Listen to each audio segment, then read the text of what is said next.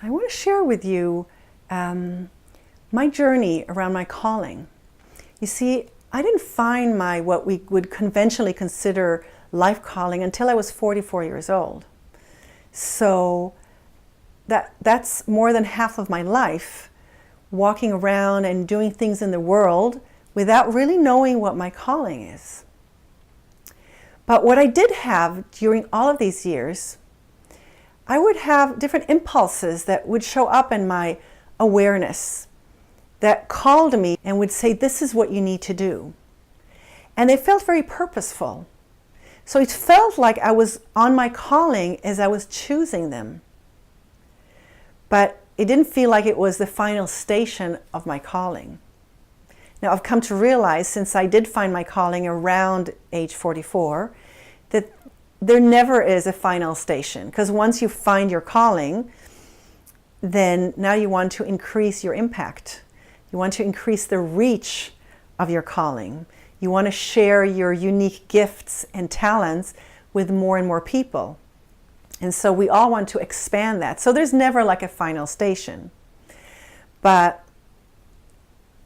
I want to share with you an example of how these impulses kind of worked for me and how I advanced in my life towards my calling.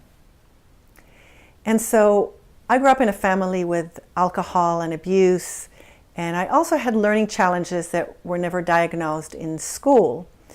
And so I lived in an internal, emotional, chaotic world with no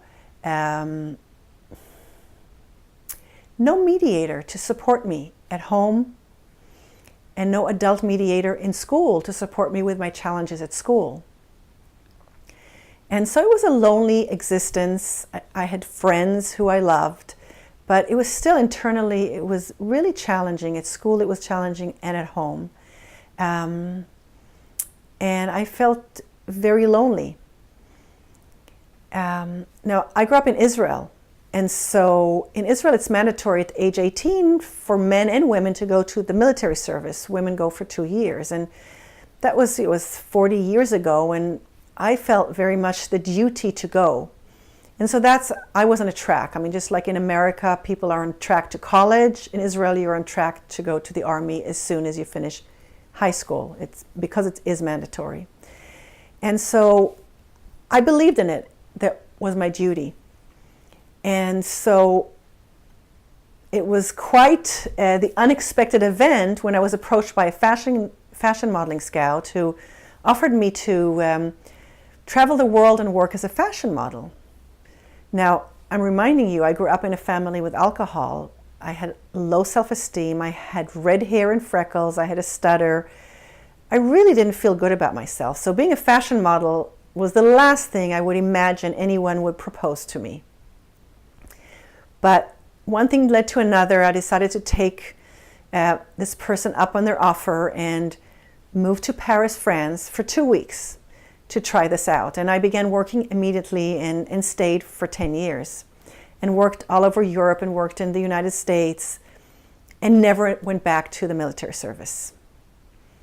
So that's a whole other story, what happened about that. But here I was living in Paris, and what I realized is within an instant, life could change for the better.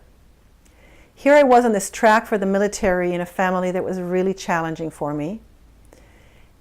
And here I was in Paris living this free life. It wasn't easy. I didn't speak the language. The modeling business is tough. But I had chosen something that took me into a larger version of myself that I could ever imagine myself. There was an expansiveness, there was freedom, there was empowerment. And so this impulse to model instead of stay with a convention, and I can tell you, I struggled if to model or not. It might be a no-brainer for you, but for me, when I had this duty to my country and to my friends who I was betraying and my family, this was a big thing for me. But I chose it. And it really allowed me to see what it's like to live in a much more happy and expansive life and version of myself. And so throughout my life, I've had many incidents like that around relationships and parenting and career and schooling, where I've been on a track and suddenly there's a new option that kind of shows up in my consciousness, and I need to choose between the two. It's like an impulse that shows up, and I struggle what to choose, but I choose the version that's going to allow me to live a larger, more expansive, loved version of myself. Now, I can never explain it logically because it's not logical. It's some intuitive gut feeling that this is the right thing to do, but I'm freaking out because there's no logic to it. And so I've lived through all these impulses, and in a sense today I know that I've been trained to experience these impulses, and these impulses feel very meaningful and purposeful at the time. They feel like the right thing to do, like this is my calling for right now. It might not be my ultimate calling, but right now it's the thing to do. And then at age 44, I discovered my calling, which really was the 4 keys to living in spiritual material balance. And they were really the method to go through these impulses that seemed randomly to make choices in my life that were more aligned with my spirit, with my calling, with who I'm meant to be. And so since I've discovered and developed the 4 keys through my doctoral research, and now have written a book about the 4 keys,